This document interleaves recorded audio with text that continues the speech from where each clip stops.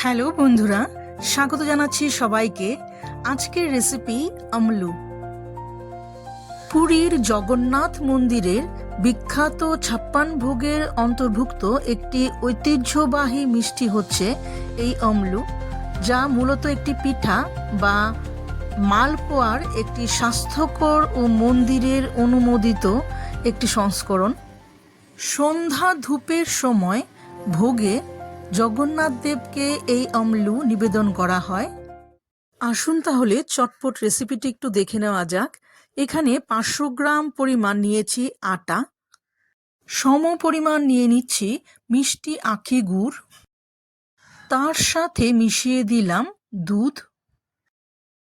দুধটা এখানে একবারে মেশানো যাবে না, আমি এখানে বারবার কিছুটা করে মিশ্রণটাকে মিশিয়ে নিয়ে দুধটাকে এর সাথে অ্যাড করব, আবার মিশ্রণটাকে মিশিয়ে নেব।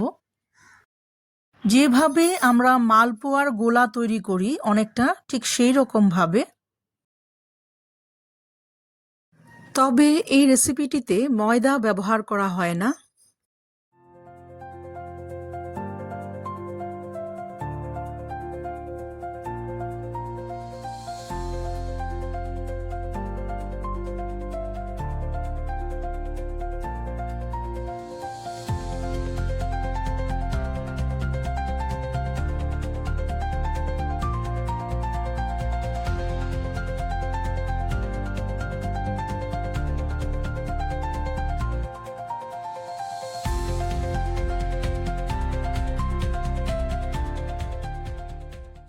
ঠিক মালপোয়ার মতোই একটা ব্যাটার তৈরি করে নিয়েছি।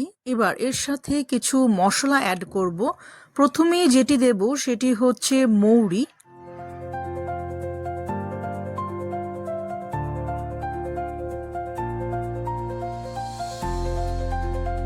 মৌরিটাকে ভালো করে মিশিয়ে নিয়ে এর সাথে অ্যাড করব গোলমরিচ আর বড় এলাচ। বড় এলাচ আর গোলমরিচটাকে ভালো করে থেতো করে নেব। থেতো করার আগে যদি একটু গরম করে নেওয়া হয় তাহলে খুব সহজেই গুঁড়ো গুঁড়ো হয়ে যায়। এবার এই মশলাগুলোকে গোলার সাথে মিশিয়ে দেব। উপর থেকে 1 পিঞ্চ পরিমাণ দিয়ে দিলাম নুন।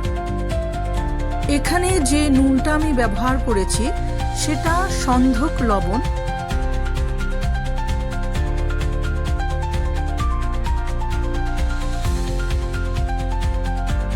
এর সাথে মিশিয়ে দিলাম কয়েকটি কিশমিশ, তবে এটা অপশনাল, না দিলেও চলবে। আবারও একবার ভালোভাবে মিশিয়ে নিয়ে গোলাটিকে 15 থেকে 20 মিনিট আমি রেস্টে রেখে দেব। 20 মিনিট পর একটি কড়াই গরম করে নিয়ে তাতে ঢেলে দেব ঘি। এই রান্নাটা পুরোটাই ঘিয়ে ভাজা হয়, তবে চাইলে অর্ধেক সাদা তেল আর অর্ধেক ঘি ব্যবহার করা যেতে পারে। সেক্ষেত্রে তেলটাকে ভালোভাবে গরম করে নিয়ে ঠান্ডা করে তারপর ঘিটা অ্যাড করতে হবে। এখানে আমি ঘিয়ের মধ্যে 1 বাটি গোলাটা ঢেলে দিলাম। অবশ্যই একটি গোলাকার বাটি ব্যবহার করতে হবে। এই রেসিপিটি তৈরি করার সময় হাতা ইউজ না করলেই ভালো। সাধারণত আমরা যে মালপোয়া তৈরি করে থাকি আমলু সেই তুলনায় একটু বড় আকৃতির হয়, আর বাটি দিয়ে গোলাটা ঢাললে প্রত্যেকটা সাইজ একই রকম গোলাকার তৈরি হয়। আমার প্রথম পিঠাটি ভাজা হয়ে গেছে, অবশিষ্ট ঘিটা ঝরিয়ে আমি তুলে নিলাম। এবার দ্বিতীয়বার একই পদ্ধতিতে আমি অপর একটি পিঠা ভেজে নেব।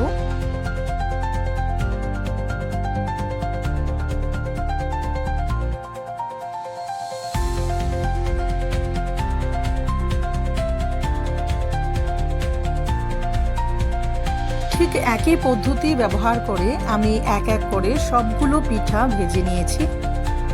বন্ধুরা, রেসিপিটি ভালো লেগে থাকলে বাড়িতে তৈরি করবেন। আজ তাহলে এটুকুই, আবারও ফিরবো নতুন কিছু রেসিপি নিয়ে।